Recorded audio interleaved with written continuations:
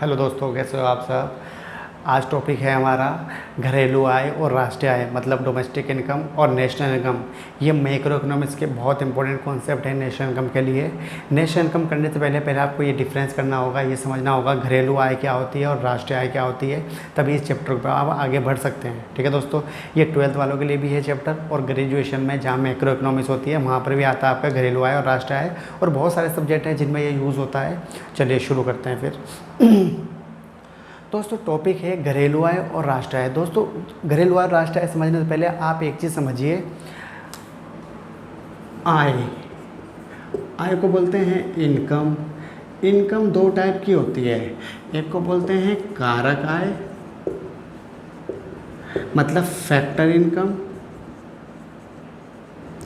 और दूसरी होती है आपकी गैर कारक आय।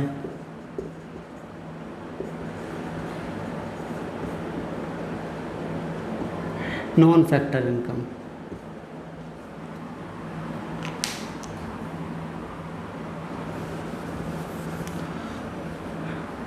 दोस्तों दूसरी होती है आपकी हस्तांतरित आय। हस्तांतरित आय इसे बोलते हैं इंग्लिश में ट्रांसफर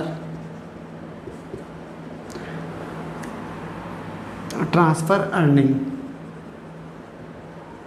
ट्रांसफर अर्निंग। कारक आय समझते हैं।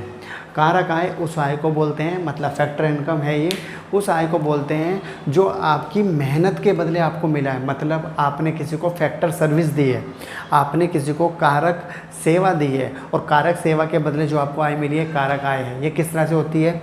सैलरी वेजेस होती है, मजदूरी होती है, आपकी वेतन होता है। दूसरा रेंट, किराए पे आपने किसी को प्लॉट दिया, या किराए पे आपने किसी को बिल्डिंग दी, अपना भवन दिया, उसका जो रेंट मिला रेंट होता है। आपने किसी को पैसा दिया लोन में तो उस पर इंटरेस्ट मिला, इंटरेस्ट होता है। और दोस्तों इसके अलावा एक और होता है चौथा आपका, उसे बोलते हैं प्रॉफिट। तो कारक आय मतलब फैक्टर इनकम क्या होती है? ये सैलरी वेजेस होती है। दूसरा मैंने बता दिया आपको इंटरेस्ट होता है, मतलब ब्याज होता है, लगान होता है, या लाभ होता है, या फिर आपको मैंने बता दिया ये मजदूरी तथा वेतन के रूप में होता है। इस आय को कारक आय बोलते हैं, क्योंकि आपने किसी को फैक्टर सर्विस दी तो उसके बदले आपको मिला, मेहनत के बदले मिला, रिटर्न में मिला आपको, मतलब बदले में मिला, आपने कुछ दिया उसे सर्विस के बदले में मिला, तो कारक आय। जैसे मैं आपको पढ़ाता हूँ, आप मुझे फीस देते हैं, तो ये मेरे लिए कारक आय होगी। ठीक है दोस्तों। मगर आपके पास एक भिखारी आता है, भिखारी आपसे कुछ मांगता है, आप उसकी मदद के लिए उसको 10 रुपये देते हो, तो ये क्या उसने आपके लिए कोई फैक्टर सर्विस दिया उनने आपको? नहीं, या आपने उसको सिर्फ वन साइड पेमेंट करी है, इसका रिटर्न आपको कुछ नहीं मिला, तो इसको हम बोलते हैं गैर कारक। इसको हम बोलते हैं हस्तांतरित आय। समझ आ गया आपको? हस्तांतरित आय के कुछ एग्जांपल और समझ लेते हैं। स्कूल से बच्चों को मिलता है, जो स्कॉलरशिप वजीफ़ा मिलता है, पैसे मिलते हैं, ये भी हस्तांतरण आय आपके। इसी तरह से ओल्ड एज पेंशन, बूढ़ों को सरकार पेंशन देती है, वृद्धावस्था पेंशन, वो भी आपकी हस्तांतरण आय होती है। विधवाओं को पेंशन मिलती है, वो भी हस्तांतरण आय होती है।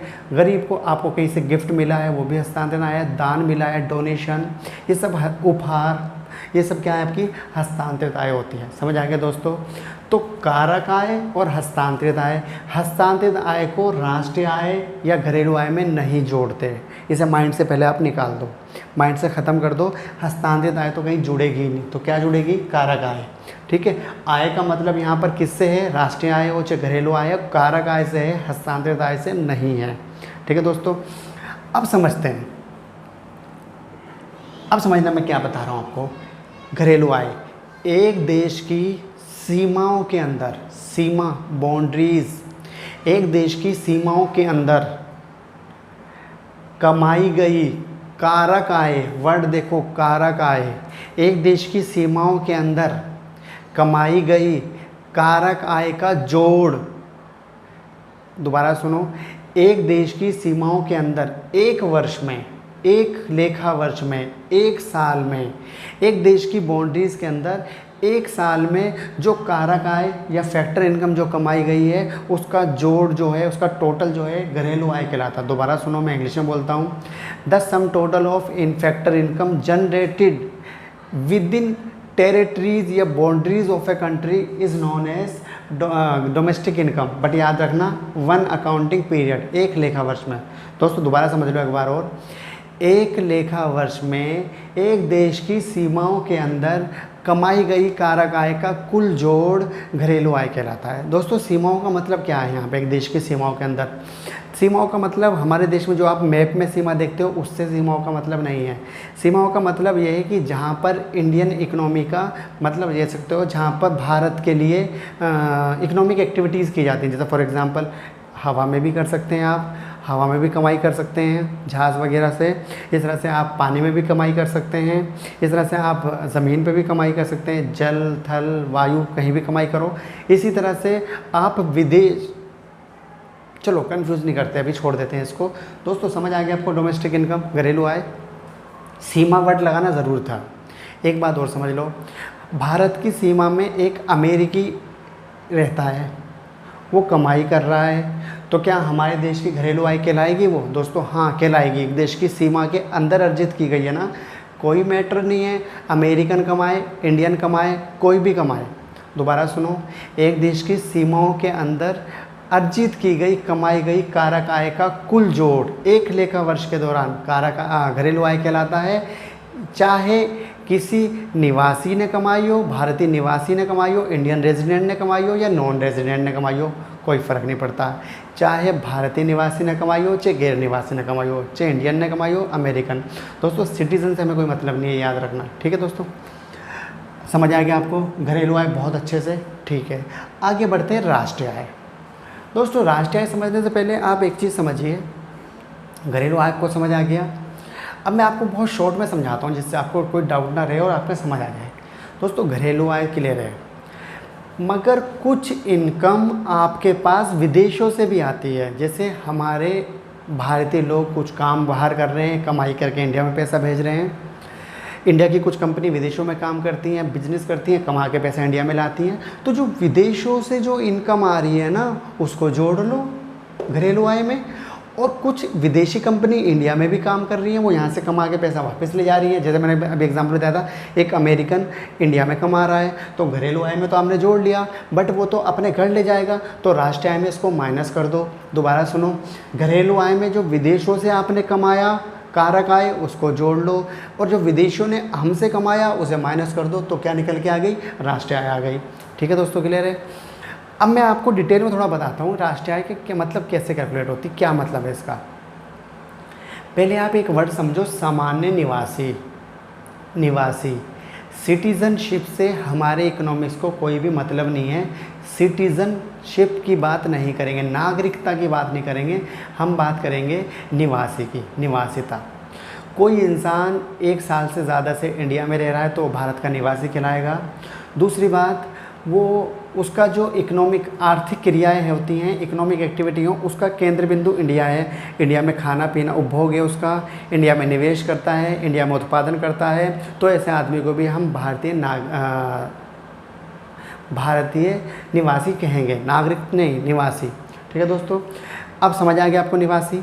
एक देश के सामान्य निवासियों द्वारा कमाई गई आय का जोड़ एक वर्ष में राष्ट्रीय आय कहलाता है।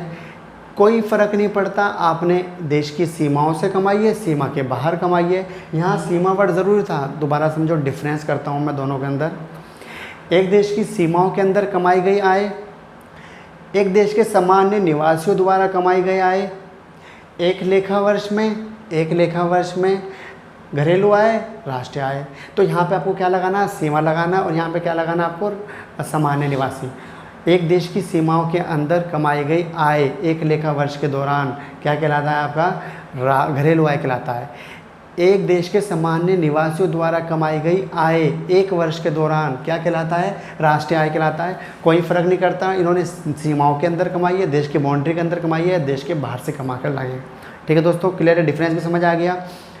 इसके अंदर विदेशों से जो सीमाओं के बाहर जो कमाई गई आय है उसको शामिल नहीं करते, इसमें सीमाओं के बाहर कमाई गई आय को भी शामिल करते हैं। इसके अंदर निवासी न कमाई हो चाहे गैर निवासी न कमाई हो, दोनों शामिल करते हैं, क्योंकि सीमाओं के अंदर होना चाहिए बस। इसके अंदर केवल निवासियों के आय को शामिल करते हैं, गैर निवासियों के आय को शामिल नहीं करते, माइनस कर देते हैं। ठीक है दोस्तों, क्लियर? आप समझ आ गया। मैं उम्मीद करता हूँ आपको घरेलू आय और राष्ट्रीय आय में कोई प्रॉब्लम नहीं होगी। बहुत अच्छे से आपको टॉपिक समझ आ गया होगा। अच्छा, घरेलू आय और राष्ट्रीय आय निकालने के कुछ मेथड होते हैं। मेथड का डिस्कशन नेक्स्ट टॉपिक में, नेक्स्ट वीडियो में करेंगे। आज की वीडियो में इतना ही, फिर से जल्दी दोबारा मिलेंगे। Bye bye.